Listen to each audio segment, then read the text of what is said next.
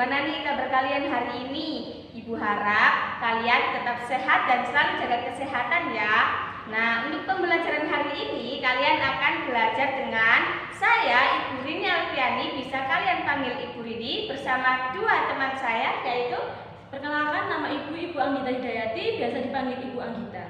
Dan saya Ibu Destia Windy, biasa dipanggil dengan Ibu Destia. Sebelum pembelajaran dimulai, alangkah baiknya kita berdoa terlebih dahulu. Berdoa, mulai. Selesai. Ini kita akan belajar tema 4, yaitu sehat itu penting. Nah, hari ini kita akan belajar tentang sistem peredaran darah, organ peredaran darah, dan juga pantun. Untuk mengawali pembelajaran pertama, kita menyanyikan lagu peredaran darah. Mari kita menyanyikan bersama-sama ya. 1, 2, 3.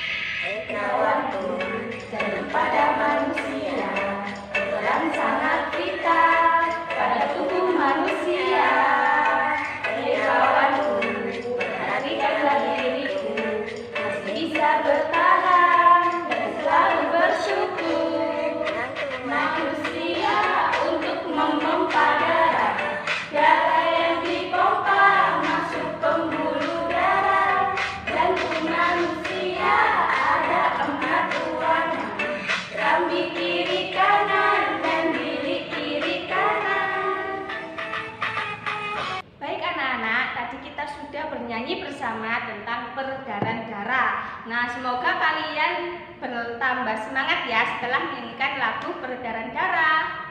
Nah, yang pertama materi akan disampaikan oleh Ibu Anggita.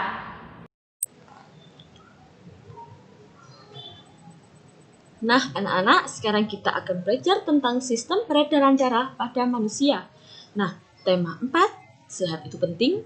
Subtema 1, peredaran darahku sehat. Pembelajaran 1. Nah, kemarin kita sudah belajar tentang sistem pencernaan pada manusia. Nah, pada proses pencernaan makanan menghasilkan sari makanan. Nah, sari-sari makanan akan dihasilkan dari proses pencernaan. Akan diedarkan ke seluruh bagian tubuh untuk dimanfaatkan. Nah, bagian tubuh yang memiliki tugas mengangkat dan mengedarkan sari makanan kemarin apa, anak-anak? Ya, benar sekali, adalah darah. Nah, darah juga berfungsi untuk mengedarkan oksigen dan karbon dioksida dari hasil pernafasan. Nah, apa sih yang dimaksud sistem peredaran darah itu? Sistem peredaran darah itu adalah darah yang mengalir ke seluruh bagian tubuh, itu yang disebut dengan peredaran darah. Nah, peredaran darah mempunyai dua jenis berdasarkan alirannya, yaitu ada peredaran darah besar dan ada peredaran darah kecil. Nah, peredaran darah besar merupakan peredaran darah yang mengalir dari jantung ke seluruh tubuh, lalu kembali ke jantung. Nah, peredaran darah besar, darah yang banyak mengandung oksigen atau O2.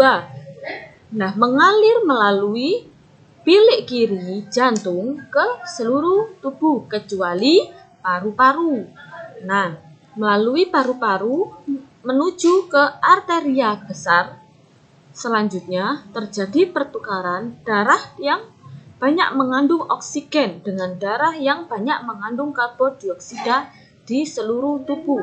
Nah, darah yang banyak mengandung karbon dioksida kembali ke jantung melalui vena ke serambi kanan. Itu yang disebut dengan peredaran darah besar. Nah, sekarang ada peredaran darah kecil. Peredaran darah kecil yaitu peredaran darah yang mengalir dari jantung ke seluruh tubuh lalu kembali ke jantung. Nah, peredaran darah kecil mengalir dari bilik kanan menuju paru-paru melalui arteria pulmonalis. Dalam paru-paru terjadi pertukaran darah yang banyak mengandung karbon dioksida atau CO2 dengan darah yang banyak mengandung oksigen atau O2. Darah yang banyak mengandung O2 kembali ke jantung melalui vena pulmonalis. Itulah yang disebut mengalirnya peredaran darah kecil. Nah, sekarang aliran darah pada tubuh terjadi melalui organ peredaran darah, yaitu ada jantung, ada darah, dan juga ada peredaran darah yang akan dijelaskan oleh Ibu Rini. Baik anak-anak, tadi kalian sudah belajar bersama Ibu Anggita tentang proses peredaran darah. Nah, proses peredaran darah tadi ada dua, yaitu ada peredaran darah kecil dan peredaran darah besar. Nah, sekarang bersama Ibu Rini kita akan belajar tentang organ pada peredaran darah manusia. Apa saja sih organ peredaran darah manusia? Nah, tahukah kalian apa saja organ yang termasuk pada peredaran darah manusia? Iya, benar. Organ peredaran darah manusia ada 3. Coba sebutkan apa saja anak-anak? Iya, benar sekali. Peredaran darah manusia ada 3. Yang pertama adalah jantung. Yang kedua adalah pembuluh darah, dan yang ketiga adalah paru-paru. Nah, ini termasuk contoh dari gambar jantung. Nah, kemudian ini contoh dari gambar pembuluh darah, dan ini contoh gambar dari paru-paru manusia. Nah, selanjutnya apa sih jantung itu? Ya, jantung adalah organ tubuh manusia yang berfungsi memompa darah ke seluruh tubuh. Jantung memompa darah dengan cara berkontraksi dan berelaksasi anak-anak, yaitu dengan cara bergantian. Kemudian, setelah berelaksasi dan berkontraksi, jantung berdenyut, mengembang, dan menyempit. Nah, kemudian letak jantung berada pada sebelah kiri rongga dada. Ukuran jantung pun ada, anak-anak. Ukuran jantung itu sesuai dengan kepalan tangan kita. Nah, kemudian jantung tersusun atas kumpulan otot-otot yang sangat kuat yang disebut dengan miokardium. Nah, jantung terdiri dari 4 ruang, yaitu ada serambi kanan, serambi kiri, bilik kanan, dan bilik kiri. Nah, di antara bagian kanan kiri jantung dibatasi oleh sekat jantung yang disebut dengan katup jantung. Nah, katup jantung ini anak-anak berfungsi untuk mencegah bercampurnya darah yang mengandung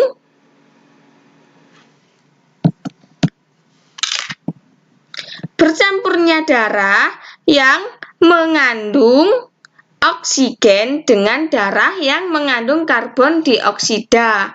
Nah, otot penyusun bilik jantung lebih tebal daripada otot pada serambi jantung. Kenapa, anak-anak? Dikarenakan peran bilik jantung lebih berat, yaitu memompa darah keluar dari jantung ke seluruh tubuh bagian tubuh. Nah, kemudian kontrasepsi jantung juga melakukan kontrasepsi dan relaksasi yang dapat mengakibatkan terjadinya denyut jantung atau denyut nadi. Nah, ini adalah gambar jantung anak-anak ya. Baik anak-anak, selanjutnya adalah pembuluh darah. Nah, pembuluh darah merupakan saluran tempat mengalirnya darah dari jantung ke seluruh tubuh dan sebaliknya dari seluruh tubuh kembali ke jantung. Nah, pembuluh darah sendiri terdiri atas dua jenis anak-anak, yaitu pembuluh nadi dan pembuluh balik. Nah, pembuluh nadi biasa disebut dengan arteri, sedangkan untuk pembuluh balik disebut dengan vena. Nah, kemudian pembuluh nadi yaitu pembuluh yang membawa darah yang kaya akan oksigen keluar dari jantung ke seluruh tubuh. Sedangkan untuk pembuluh nadi yang paling besar disebut aorta, anak-anak. Nah, pembuluh balik yaitu pembuluh darah yang membawa darah yang kaya akan karbon dioksida dari seluruh tubuh menuju ke jantung. Beda ya anak-anak ya. Jadi kalau pembuluh vena itu pembuluh darah yang membawa darah yang kaya akan oksigennya. Sedangkan kalau pembuluh balik itu kaya dengan karbon dioksidanya. Nah, kemudian pembuluh nadi dan pembuluh balik bercabang-cabang. Ujung-ujung cabang pembuluh terkecil disebut pembuluh kapiler.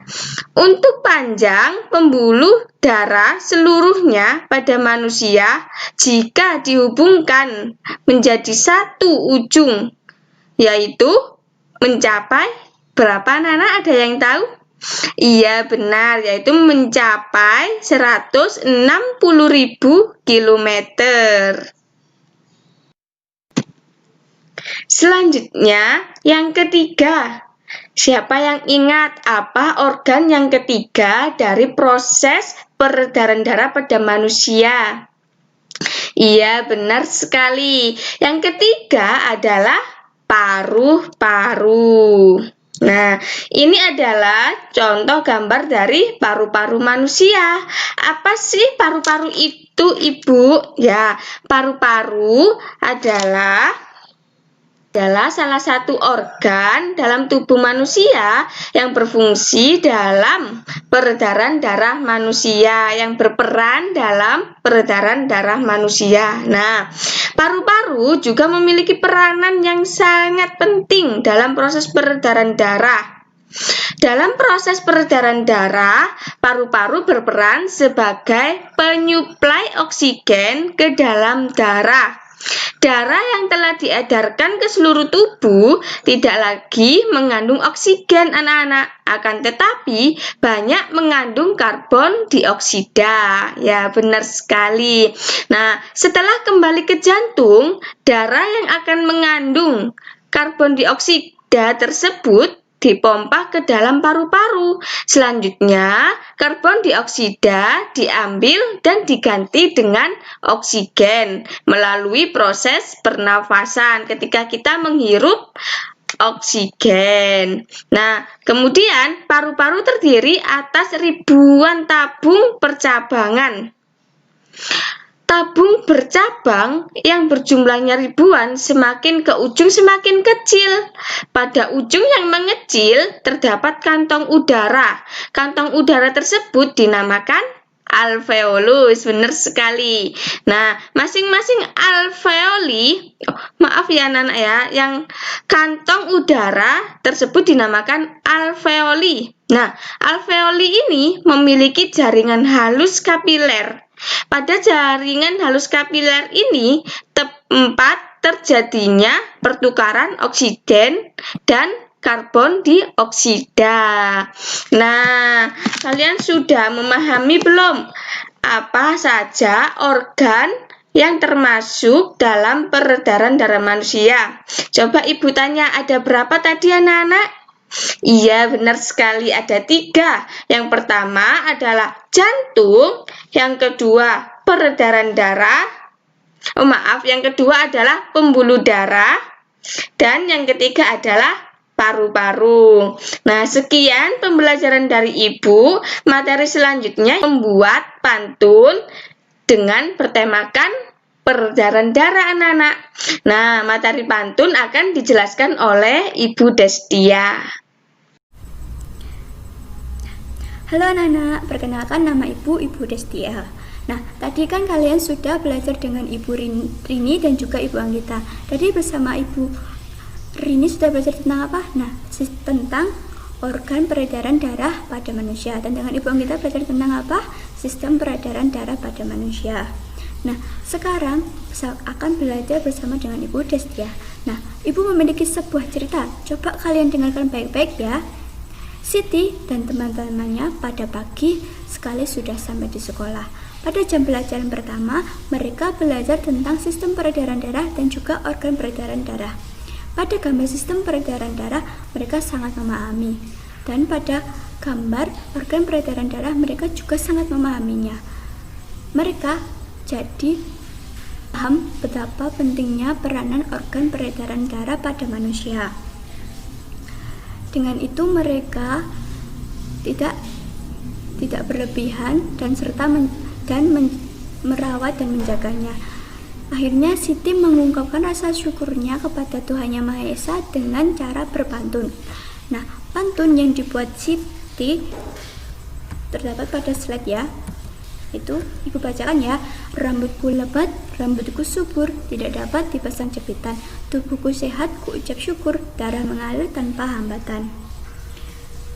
Nah, di sini kita akan belajar tentang pantun. Jadi, yang pertama kita akan belajar tentang pengertian dari pantun, dan yang kedua tentang ciri-ciri pantun, dan yang ketiga yaitu tentang isi atau makna dari pantun. Nah, pastikan kalian berpikir, Bu, apa sih pengertian dari pantun itu? Bu, apa sih ciri-ciri dari pantun? Dan Bu, bagaimana sih cara menentukan isi atau makna dari pantun? Nah, maka dari itu kita akan belajar bersama dengan Ibu ya. Yang pertama, yaitu pengertian dari pantun. Nah, pantun itu merupakan salah satu seni merangkai kata-kata. Jadi, misalkan kita lagi senang atau sedih bisa diungkapkan dengan pantun. Jadi, pantun itu mengungkapkan perasaan seseorang sesuai dengan kejadian atau peristiwa yang mereka alami. Nah, yang kedua yaitu ciri-ciri pantun. Ciri-ciri pantun itu ada 4 ya anak-anak ya. Yang pertama yaitu bersajak AB. Dan yang kedua yaitu terdapat 4 baris dalam satu bait. Dan yang ketiga terdiri dari 8 sampai 12 suku kata pada setiap baris. Nah, yang terakhir yaitu terdapat 2 bagian, yaitu sampiran dan juga isi. Sampiran itu terdapat pada baris 1 dan kedua, dan isi terdapat pada baris 3 dan 4. Nah, tadi pada slide pertama kan ada pantun yang sudah dibuat Siti. Nah, tadi terdapat 4 ciri-ciri dari pantun. Yang pertama apa anak-anak? Ya, betul, tentang bersajak AB. Jadi bersajak AB itu seperti ini. Nah, di sini bersajak A, di sini bersajak B. Jadi di sini itu berbeda sama dengan di sini. Dan sedangkan ini sama dengan di sini. Ini A, B. Nah, yang kedua tadi ada apa? Ya, betul, itu setiap satu bait itu ini semua ini dinamakan satu bait. Setiap bait terdapat 4 baris. Jadi ini ada 1, 2, 3, 4, ada 4 baris. Nah, yang ketiga tadi cirinya apa? Setiap baris terdapat 8 sampai 12 suku kata. Jadi ini setiap baris ada 8 sampai 12 suku kata. Kalau baris ini coba kita hitung bersama-sama ya, berapa suku katanya. Ada 1, 2, 3, 4, 5, 6, 7, 8, 9, 10. Jadi pada baris pertama terdapat 10 suku kata. Dan yang terakhir ciri-cirinya itu apa anak-anak? Ya, betul, yaitu pada baris pertama 1 dan 2 terdapat sampiran. Nah, di di sini sampirannya itu ini sama ini ya. Dan yang kedua yaitu isinya itu ini dengan ini. Ya, bagaimana kalian sudah paham? Ya, pintar. Nah, selanjutnya isi pantun. Isi pantun sendiri itu bagian dari pantun yang terdapat pada baris ketiga dan keempat. Nah, isi pantun ini biasanya digunakan untuk mengungkapkan makna atau isi sesuai dengan pembaca. Nah, di sini kita juga akan belajar tentang bagaimana cara menentukan isi atau makna dari pantun. Cara menentukan isi atau makna dari pantun itu ada dua. Yang pertama, baca dan pahami pantun terlebih dahulu. Jadi, kalian harus membaca serta memahami pantun yang kalian baca itu ya. Yang kedua, perhatikan pada baris ketiga dan keempat itu kan tadi merupakan isi. Nah, jadi pada baris ketiga dan keempat itu merupakan isi atau makna dari pantun itu. Mudah bukan cara menentukan isi atau makna pantun? Nah, sekarang Ibu memiliki contoh pantun. Nah, sekarang kalian baca dan pahami pantun ya. Ibu bacakan juga. Bawa paku dan juga palu digunakan untuk buat pagar. Olahraga rutin sangat perlu. Peredaran darah menjadi lancar. Gimana? Kalian sudah memahami? Ya, pintar sekali. Nah, kalian pasti gini, Bu, apa sih isi atau makna dari pantun tadi? Nah, kita akan bahas ya. Apa anak-anak? Apa kalian tadi sudah membaca serta memahami pantun yang tadi? Ya, pintar. Apa sih dan maknanya? Ya, betul sekali.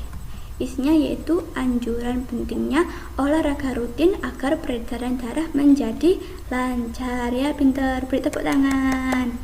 Ya, bagaimana anak-anak? Apakah kalian sudah paham? Pintar. Nah, sekian dari Ibu ya. Baik anak-anak, tadi kita sudah belajar bersama tentang tema 4, subtema 1, BB1, yaitu tentang sistem peredaran darah.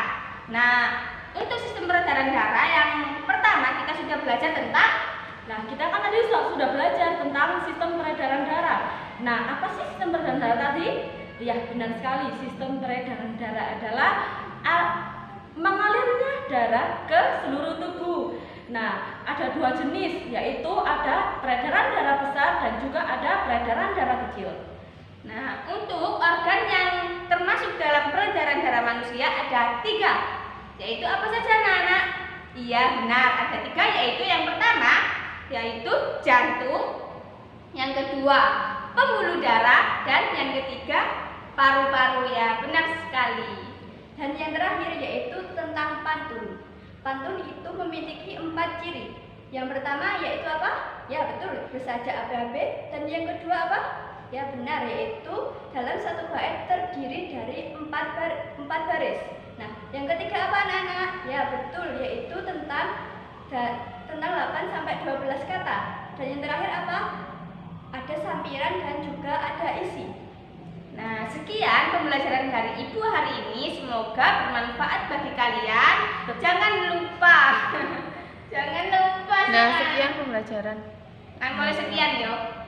Sekian pembelajaran hari ini dari Ibu. Semoga bermanfaat bagi kalian. Jangan lupa selalu belajar di rumah. Tetap jaga kesehatan. Jangan lupa memakai masker ketika keluar rumah. Sekian dari Ibu. Wassalamualaikum warahmatullahi wabarakatuh. Sekian dari Ibu aja. Dari kami. Siji.